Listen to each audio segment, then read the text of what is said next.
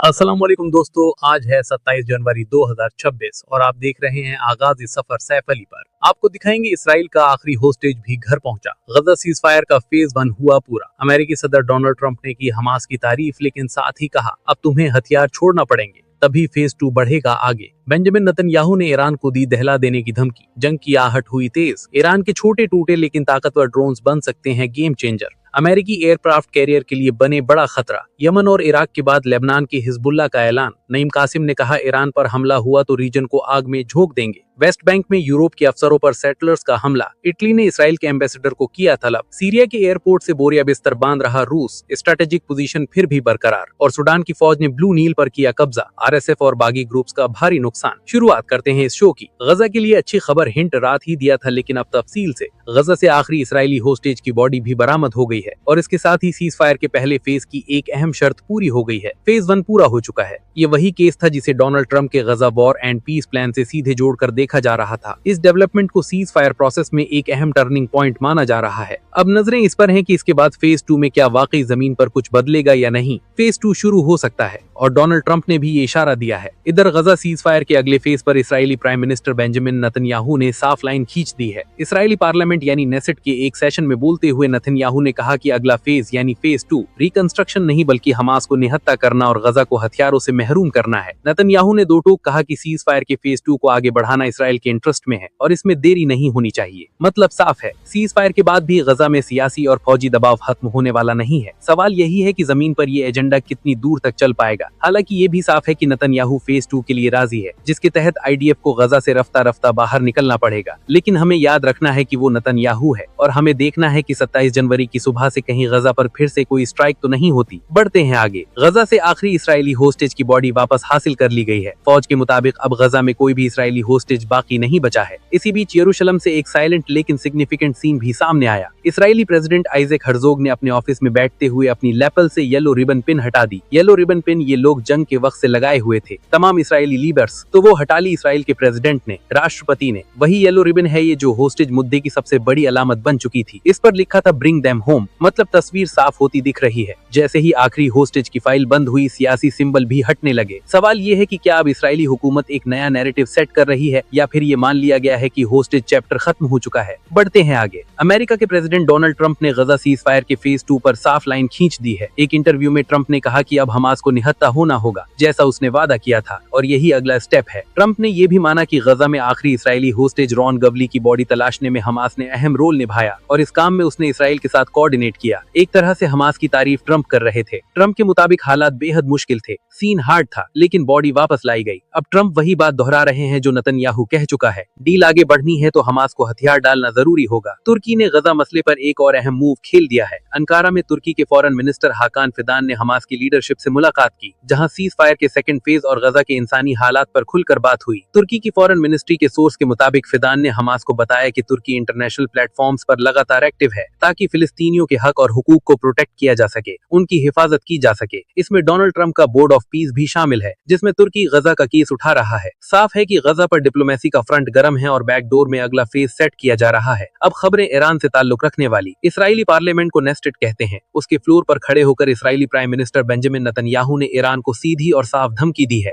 उसका कहना है कि अगर ईरान ने इसराइल को नुकसान पहुंचाने की कोशिश भी की तो उसका जवाब बहुत सख्त और फैसला यानी डिसाइसिव होगा। नेतन्याहू ने इसे ईरान के लिए एक बहुत बड़ी गलती, हद से बड़ी गलती बताया कि अगर उसने हमला कर दिया तो। लहजा बता रहा है कि बात सिर्फ बयानबाजी की नहीं बल्कि अगले कदम की जमीन तैयार की जा रही है। सवाल ये है कि ये वार्निंग रोकने के लिए है या भड़काने के लिए है। क्या नेतन्याहू ये चाह रहा है कि ईरान हमला कर दे, क्योंकि अभी तक अमेरिका हमला नहीं कर रहा ईरान पर। एक और खतरनाक तस्वीर सामने आ रही है। वेस्ट एशिया में अमेरिकी फौज की हलचल और खास तौर पर यूएसएस अब्राहम लिंकन की मौजूदगी के बीच अब ईरान के ड्रोन्स अमेरिकी जंगी जहाजों के लिए नया सिरदर्द बनते जा रहे हैं। एक वेस्टर्न मिलिट्री एक्सपर्ट के मुताबिक ईरान ने ड्रोन्स के मैदान में ऐसी तैयारी कर ली है जिसे हल्के में नहीं लिया जा सकता। इन ड्रोन्स पर ज्यादा पैसा नहीं लगता, लेकिन असर बहुत भारी हो सकता है। ईरान ने सीधा और सस्ता तरीका अपनाया है। छोटे ड्रोन्स जिनमें तबाही फैलाने वाला सामान लगाया जाता है और उन्हें कम खर्च वाले सिस्टम से उड़ाया जाता है। नतीजा ये होता है कि महंगे अमेरिकी जहाज भी इस खतरे से बचकर नहीं निकल सकते। जी, ये बताया जा रहा है कि ईरान के ड्रोन्स यूं समझिए कि अमेरिका के जंगी जहाजों के लिए मलाइकुल मौत साबित हो सकते हैं। सबसे अहम बात यह है कि ईरान एक साथ बड़ी तादाद में ड्रोन हवा में भेज सकता है। जब एक साथ दर्जनों ड्रोन हमला करें तो बड़े से बड़ा डिफेंस सिस्टम भी दबाव में आ जाता है, चक्कर आ जाते हैं। पहले तो किसे मारूं,